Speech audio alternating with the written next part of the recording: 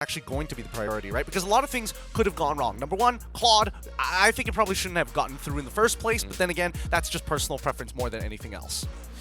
I completely agree with you. So, game 2, I don't know what to expect, but perhaps we might see that coming again, especially EVOS from the side of EVOS Icon side. They want to rinse and repeat. It's the question for homeboys, right? You need to change your approach. You need to establish, you need to be on the same page as well to be able to execute, a better draft. Yeah, I want to bring up a point you actually mentioned as well. You called out the Mincetar, and let's put Mincetar in this situation where it is one of those heroes that has those kind of hook abilities, right? Franco can isolate you, Kaja can isolate you, Glue was also a hero that actually isolated as well. So during the second phase in the bans, homeboys actually banned the Glue. So I feel like in this scenario, they are going to play around switching up these bans here instead of those S tier picks as a priority. Okay, let's see what it's going to be, right? We see the Kadita, we see the Kaja get banned out. For the side of homeboys, EVOS Icon, they already got rid of the Novaria. They're probably going to follow around the same plans. Yeah, they're going to ban out the Frederick. So yes, they are sticking to the exact same bans in game number 1 for EVOS Icon. Yeah, I mean, if it ain't broke, don't fix it, right? EVOS Icon here, it seems like they're setting up for a similar draft. Homeboys, they need to change things up, and I feel like with the still the same bands also as well from the side of homeboys, so they're happy with their first pick at least. Pick orders might change then if it's not for the bans, and I feel like, at least that's why we see a lot of similarities, right? From both EVOS Icon as well as homeboys. EVOS Icon, if it ain't broke, don't fix it. For the side of homeboys, pretty much the exact same sentiment if they're a game up. Now, instead of talking about roamers here, right now, Joy is going to be a priority pick coming from homeboys again if they want to mirror up from game number 1. But based on the results coming from Krite, I feel like the Valentina should be a priority here. EVOS Icon, they can still kind of mirror how they banned in game number 1 and just like, hey, homeboys, pick your poison. You want Joy or do you want the Valentina pickup? Which is going to be something that homeboys needs to adapt later on. How do they do either or? Plus, remember, yesterday, Veldora was a beast on that Joy. It's going to be Melissa, though, banned out. Homeboys, they opted for the Arlet. So, are they going to switch comps? Yeah. Maybe Valentina Joy here is my prediction. Okay. I see the Valentina. Do they want to still pick up the Joy this time around for their boy Veldora? He's had good performances so far. I feel like there's no reason not to just yet. Yup, here we go. And now, homeboys, let's see what the response is going to be, right? They've changed their opener. They're just stealing away heroes from EVOS Icon. I'm surprised they actually picked the Joy, considering that they've pretty much shown the Arlot coming from homeboys. There was no reason for them to actually lock down their priority. I guess they just want to leave the options for homeboys. And now this is a Warlord special on this Faramis. He's been able to showcase himself that he can isolate targets in this kind of scenarios. The Cloud is just amazing deal with it. But instantly Cloud once again for Doma. And this is kind of scary because it completely kind of counters the Cloud Altar in general. I mean, it's got wide AoE, it deals a lot of damage. It totally makes sense here. But let's not forget that Zorn might be able to pick it up for himself, and then Warlord could look for something along the lines of Eve once more, if not something that can peel a little bit harder or deal with this Claude. Now we see, once again, the ban's not changing too much, right? But the Leslie is already banned out. Homeboys, this is where I'm expecting them to change something, right? They can't just keep the exact same bans. Yeah, I don't think they can. It feels like the biggest problem that homeboys is facing right now is that how do they deal with this Joy, right? Kufra isn't exactly the greatest answer, but right now they need to find a way to catch the Claude. So I'm not surprised that homeboys would decide to actually pick the Cho themselves instead of the Franco just now.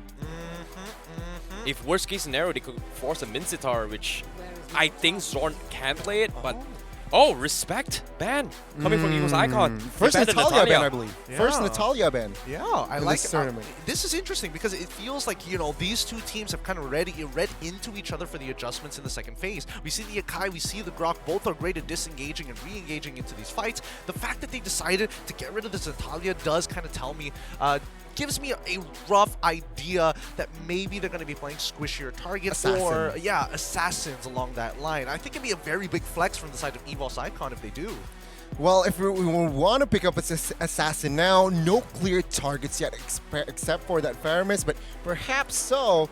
They will secure the roamer here first, I believe. A hero for Ivan. No, they're not going to go for the assassin. They will go and commit on towards a Bane though. Okay, a good disengage. this is where it gets very scary now, right? Minotaur is open. There's a lot of possibilities for big wombo combos with the deadly catch. And now, looking at Homeboys' side, right? Now you really got to think, is actually Diggy worth it here? Is there a way for us to actually get away from the big wombo combo that we expect EVOS Icon to do? We don't know what the trigger is, but we do know what the outcome that they're looking for. I think going for a safe Beatrix coming from Homeboys isn't too bad, right? If you're talking about poking strategies here, EVOS Icon, they are going to play a composition where they're going to play around this Bane, using those deadly catches to kind of chip away at those turrets. So I guess if Homeboys were to mirror that, they could go for it, but no, they go for the Okay. It's mad respect towards dealing with the droid. If you want, you know, Walmart budget version of Claude, Natan is your best bet, right? And at the very least, you know, Winds of Nature isn't going to be as effective, but as expected, we see the Minotaur, the big AoE that we're all waiting for. And wow, this is tough, right? A lot is going to be on Anip's shoulders that if nobody's able to cancel out that Minoan Fury, at least Anip has an option. Well, looking at the composition, game one, a lot of crowd controls from EVOS Icon. This time around, they're banking on that Minotaur. So Homeboys can play around the team fights perhaps, but let's see. I'm still rooting for EVOS Icon. What about you? Whose draft do you like more? Oh my god, it's so hard because both are good, but Let's go. Homeboys. Homeboys? 1-1, let's see. 1-1. I think personally is going to go to EVOS Icon here. The fact that that Yves, sorry, not the Yves, but the Valentina made it through and can steal that call Arta, it is an insurance policy. We're going to be throwing it over to the casters, and they're going to take you guys into the game. Casters, how you guys doing? We're doing okay. Homeboys, not that much because they know it's just one more. One more in the draft here. I got to agree here with Gani and Gideon. Because of the Valentina and then the last pickup of the Minotaur as well, they just rounded out their draft incredibly well for objective team fighting, and not just that, just general skirmishing to be able to split the map. Yeah, I mean, looking at it, I'll give my honest opinion. I think I have to agree with Ice. No, I'm joking. Gani and Gideon too. The GG in the desk, on the desk, because I honestly feel like EVOS Icon have really gone a very rounded draft. And wow, Zorn missing the Tyrant's Revenge early on already, giving Krite a better time in trading. Yeah, uncharacteristic miss there from Zorn, if I believe. By the way, if you haven't yet, join our raffle. Win tickets and exclusive t-shirts, esl.gg/SPS MLBB raffle. Again, our tickets are selling out fast. And now let's see if Homeboys can break expectations and surprise EVOS Icon and the world and force a game number 3. Because right now, both teams just taking the textbook approach.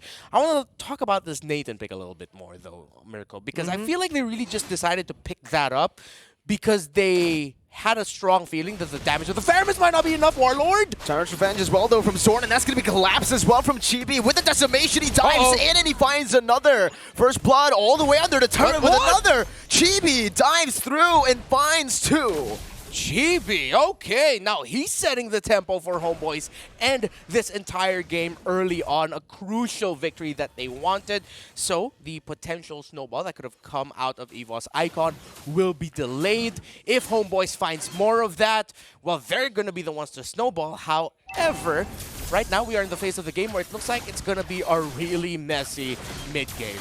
It's the best case scenario for Homeboys in the early game, but Tsuzujin is still alive now. With a deadly catch, he should be able, yes, to find it. Minion Fury onto 2, and it's another knock-up to take them down. Warlord with the Call Altar saving his team as Zorn finds a Rage down below, but it's a stolen Call Altar from the side of Krite now with the Valentina. Chibi falls, a good kite back from EVOS Icon as Warlord, and Anip joins in to fight with the Entropy. He's able to pick off 1 kill. Meanwhile, though, up top, there's already a wave cut done by Doma as he's able to poke Anip down quite a bit as well. Okay. Are they going to continue just smacking each other like that? No, not so much. But Anip, a great call by Anip to rotate to the mid lane there. He was able to get a kill for himself. Already built up his Feather of Heaven, of course, with the fact that he built it earlier. But no, the action continues. There you go. A lot of CC there for the Vengeance proc. And Tsuzujin should just fall to the Mortal Coil. Veldora looking for a trade back right now. Pops in the rhythm. Step out slow. The Vengeance comes through, but Veldora isn't able to find the kill just yet. Tyrant's Revenge coming through. Chibi's looking for the decimation, but he will not use it.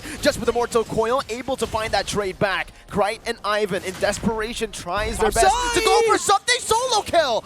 Anip with a solo kill on the Natan. 2 kills early on for the magic-dealing gold laner, and Homeboys are slowly taking their conditions for success. They continue to bring the fight to EVOS Icon despite being 1 game behind, 1 game away from losing. The Malaysian representatives do not want to hold back. Wow, wow. Homeboys, certainly, this is already a better game for them than game. Another beautiful final splash into the rage. The synergy from Homeboys on point. Meanwhile, though, up top, Mid and Fury and with a flicker as well. Chibi's right there as Doma might just be caught now. Decimation is there. Krite finds a shutdown kill, but Chibi's going to be able to dive in under the tier 1. Unfortunately for him, shut down as well. So, who is it worth for? It's just trades all across the map. At that point, that was just fighting. They were able to balance out the fact, EVOS Icon rather, that Duma went down. They were able to take down Anip, and they just traded things all around. But because of Chibi going down, Homeboys have to go to the turtle and position themselves before EVOS does. We mentioned the mid-game might get messy. We're getting close to that point because it's just fights everywhere, which means we'll see more fights going into the 5-minute mark. We're 4 minutes and 30 seconds in. Another turtle here, going to be contested. Veldora already trying to zone them away. Sutsujin does the same thing. Double man final slash. Krite stealing away the call. Ulcer still has it. Sword with the Target Revenge and the Rage. But the Vengeance popped in. Sutsujin somehow finds an opening to get that red tree, winning it out against Chibi. Sharks and the red tree able to secure the turtle there. Not even the red tree. Sutsujin did not expend it.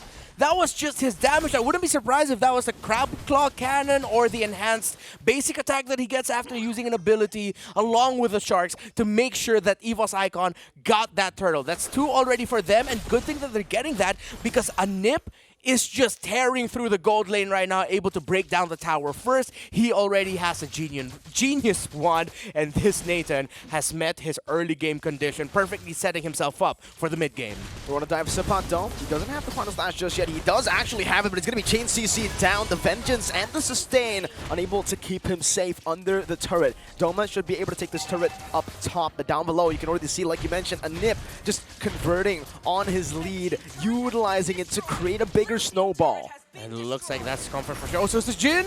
No, he's going to be engaged on here, but it is Bane with Anti-Curse first item. A re-engage from Ivan as the Mortal Coil gets popped in. Zorn with a proper disengage there, just charging to let EVOS Icon know what's waiting for them. Trades on trades all across the map. Abilities, heroes for heroes, towers for towers, turtles for towers. These 2 teams really are just answering each other so well. Bouncing back from such a... Well, we can't sugarcoat it. They were stomped by EVOS Icon in game number 1, Homeboys. This confidence is important. And not only that, their tactics, able to rotate around the map, get wins elsewhere. That's how you show your opponent, we do not want to win this. We do not want to lose this, and we're not going to let you win this easily. Yeah, I was about to say, right? I don't think anyone wants to lose this. I think they really want to win here, especially considering, you know, they need to make it to the final stage to get that prize pool. Veldora gets out of the rhythm now, baits out the Rage right before the turtle. Soren just able to clap air as Veldora sidestep the Rage, getting out of the range properly. We're seeing 4 getting close to 5 bodies on each side on this turtle. Almost 7 minutes in, who's gonna take it? 1 level lead for Sutsujin. Deadly catch! Catches Chibi and Zorn! That's a Mid and Fury onto 2. Chibi is gonna take a brunt of the damage as Zorn gets poked down. Sutsujin takes him out. Now Sipat with the final slash. It's the Cult Altar to respond the final splash over, and Krite splashes some more damage onto Sipat. It's the Terrify Warlord is down! Krite continuing his MVP performance from game number 1. The timing of his Cult Altar, the timing of his abilities, his dashes, the Valentina. That's what we call it in the Philippines, the black of the Valentina. Maximizing what he can dish out over the Faramis. Krite, man, he is on momentum right now, and it's one of the reasons why this game is so close for EVOS Icon. It's funny you call it a black, because here, EVOS Icon, they have 2 black. Oh yeah, they do. They have Bane. They have the actual black. That's the real sound one. effect, the real one, yeah. And now we've seen Sutsujin just really time the deadly catch along with the retribution. It is really difficult because of all the other control that EVOS Icon has. Chibi sometimes is just forced to use his immunity from control abilities too early before the retribution duel actually really starts. This is what gives Bane so much pressure when it comes down to retri battles, right? The deadly catch displacement that acts as a CC tool where your retribution is going to be off. Well, your retribution is going to be neutralized. You need to utilize the Mortal Coil at the right moment, but it's going to be so hard as, again, Sutsujin just times it so well to chain the damage onto the turtle. Okay, Snap out, that's in a good angle. Let's see if Homeboys can make something out of this. Eldora in the midst of it all right now gets brought back to the team by the final splash, but look at the deadly catch and look at Doma free hitting in the back. Even with the Cold Alter, Ivan finds 4. GB looking for the re-engage, but Anip is 1 HP. The bounce, Doma goes onto the back with a blazing duet, and it's great with the steal of the decimation to pick up 3. With the fury of the Minoan, it has turned into a nightmare for Homeboys, an absolute disaster. They set it up perfectly for themselves, but EVOS Icon, because of their lead, because of the ability kits that they have, that they know they can fight back, they fought back beautifully, and little by little, this is getting out of hand for Homeboys. Can the Malaysian representatives hold on? Because there's a Lord coming their way. All right, I want to request a replay for that specific fight because, honestly, Sutsujin, I'm looking at the items right here. He's building Anti-Cuirass to Radiant Armor and then the Molten Essence. So let's take a look at the replay. Look at Sutsujin. Look at how much damage he's getting out through his first skill, the bounce onto Anip. Look at this. Anip's automatically out of the fight right here. And this is Sutsujin just relying on base damage. His base damage alone, the enhance of his basic attack. Sutsujin, where are you drawing this damage from? So tanky is that Bane. And I love where he threw that deadly catch. I don't know if that was intentional, but I believe EVOS Icon had the information as to where Zorn was coming from. And when Zorn landed, or I believe it was even mid-air, he got caught by the deadly catch and he couldn't dish out the combo. If Zorn landed there, that would have been 3 members of EVOS Icon caught by a Tyrant's Rage. What a play by Sutsujin. Now I understand why Leo really likes to play the Bane, right? I mean, the fact that you can get build full tank, but still you're able to dish out so much damage just through your damage output, your base damage is quite literally insane. I want to say quite literally, let's just go with it's insane. It's insane. It's pretty insane. And EVOS Icon, they're really feeling it right here. They're feeling insane because they want to crack the base open with the First Lord. Zorn charging the revenge. Veldora walking forward, but that's the revenge gone. Anip gonna be chased down all the way, zoned away. 2 members isolated, the blazing duet and the deadly catch with a flicker to knock the Nip up. Doma's diving all the way, but he might be punished here as Zorn just bounces on his head. Duma gets taken out and EVOS will not be able to end it here. Ivan, can they actually get away from this with a simple jump? Zorn! Rage, bringing it back. Anip picks up the kill. It's a good defense. Base not cracked. Still left untouched. Homeboys holds on. Now that they are forced to fight together within base, finally we're feeling more of Anip's early game victories. We saw him farm up, but once the mid-game came in, because of the rotations of Homeboys and taking time to fight without Anip there just yet, because Anip was still farming, they were punished with a lack of damage. But now that they're going around together, this Nathan, they need to watch out for it. He already has a Divine Glaive on him. This is where the big problem lies for Homeboys, in my opinion, when I saw them in ton last pick. The fact that they are severely lacking in the physical damage department when it comes to the later stage of the game. Chibi is relying on base damage. Subpot, kind of the same. Yeah. EVOS Icon, they need to match it. They need to build more Radiant Armors all across the board. There is only 1 on them right now, or make it 2. 1 on Ivan, 1 on Sutsujin. But because of the build of of course, the damage output of the Nathan, that has forced Duma to build a Rose Gold Meteor. Let's see if he'll convert that into a last damage item, or maybe even go defensive near the end. But yeah, because you mentioned raw damage output, right now it looks like Doom is going to be on his way to building a Malefic Roar. Look at how tanky Sutsujin is. He's just soaking it all in. He gets caught. He had no reason to survive that. There is no reason for him to actually just soak all that in. And look how fast he healed. He drank some rum. That was the ability of the Bane. That was the old one, old name. Oh yeah, it's an old name. Yeah. And there Ivan also dishing out a heal onto Sutsujin. So they couldn't even, Homeboys couldn't even bring Sutsujin down to 50%. Nope. it got down to 60. Close enough, but not the number that you're looking for. You were looking to take him down. Yeah, it was supposed to be 100-0, right? They got a 40% discount, which is okay, but Yes. still you have to spend some money there. And here, with Winter Truncheon already built, Veldora, he's been so aggressive the entire game already. The fact that now he can dive in even more aggressively is going to be crazy. It's free, conceded over. There's no way Homeboys can actually go for that, but now they actually are looking to jump on Chibi. Final slash used up. And just like that, EVOS Icon, they baited a big ultimate. Yeah, Homeboys got the intel, though. That is 5 members of EVOS Icon sticking together around near the bottom side, which opens up a split push top side here for a Nip. He'll just go there to clear some minion waves. No info as to where EVOS Icon is, so even though it looks like, or on our end, it looks good that he would push, Nip decides to go back as they will have to hold on against Lord number 2 in this game now, Luminous. Luminous Lord marching up top. Yeah, and just a fun fact for everybody who plays Bane, but maybe doesn't know about the little change they made.